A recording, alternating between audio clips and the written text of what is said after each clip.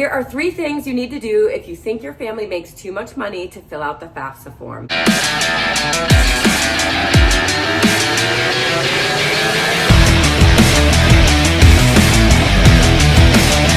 Hey everyone, I'm Tina Steele, the FAFSA Guru. Be sure to subscribe to my channel for all things financial aid and for tips and tricks and resources to help you get the best financial aid offers possible.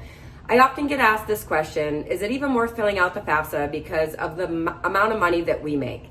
And my first answer to that is yes, 100%. So the very first thing you should do, even if you think you make too much money to fill out the FAFSA, is actually fill it out. The reason for that is because some colleges use the FAFSA to determine what types of scholarships they're going to award to students. But the bigger reason for that is that you can try to appeal your financial aid offer, which brings me to the second thing you should do if you think your family makes too much money to fill out the FAFSA, and that is appeal your financial aid offers.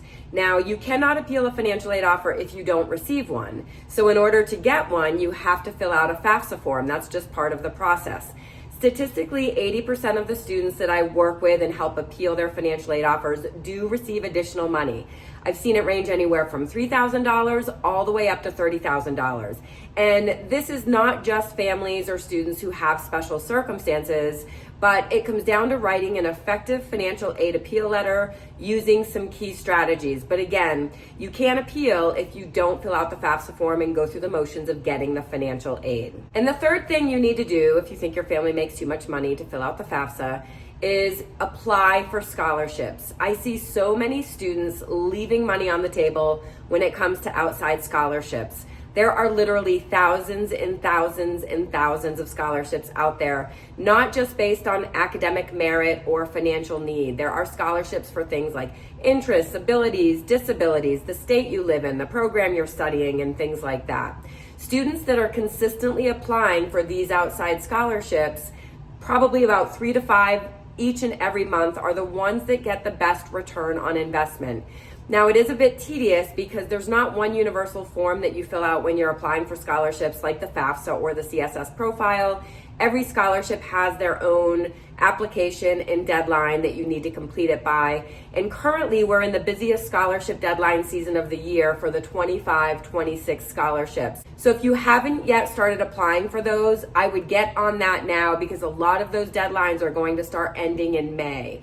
There will still be some scholarships this summer that you can apply for the 25-26 year, but they will start dwindling down after May. And then in August, all of the 26-27 scholarships will begin opening up. So any student planning on going to college for that fall of 26 or spring of 27 can still be applying for scholarships, whether you are a high school senior or you are a current college student or a graduate student, dependent student, independent student. There are scholarships out there for every kind of student starting ages 13 and older, and you can apply for them each and every year that you're in college. Unfortunately, middle income families get hit the hardest when it comes to financial aid. And if you happen to be an upper income family, you think you're not going to qualify for any financial aid, it's always worth filling out the FAFSA, because as I mentioned, at the very least, you can try appealing the financial aid offers. I hope you found this video helpful, and if you happen to be watching this and you're the parent of a rising high school senior,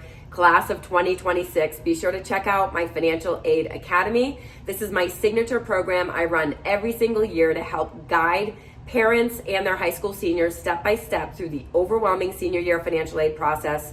I go over everything from preparing for the FAFSA and CSS profile, common mistakes to avoid, how to effectively write a financial aid appeal letter. I provide scholarship resources, and then I go over what to do after you get those financial aid offers and all the next steps involved with actually securing the financial aid. It's very comprehensive. There's 3 different levels of service to choose from depending on how closely you want to work with me, and enrollment is open now. I also offer a 30-day financial aid boot camp every October for any dependent or independent student, whether you are in high school or you are an adult student or a graduate student, or you're a parent, or you're even a professional that wants to learn more about the financial aid process. It's a shorter term 30-day program. It includes 4 weekly live webinars with Q&A sessions and membership in a private Facebook group where you can ask unlimited questions for the month of October as you navigate the financial aid process. Enrollment is also open for my boot camp. And then lastly, I offer individual consultations for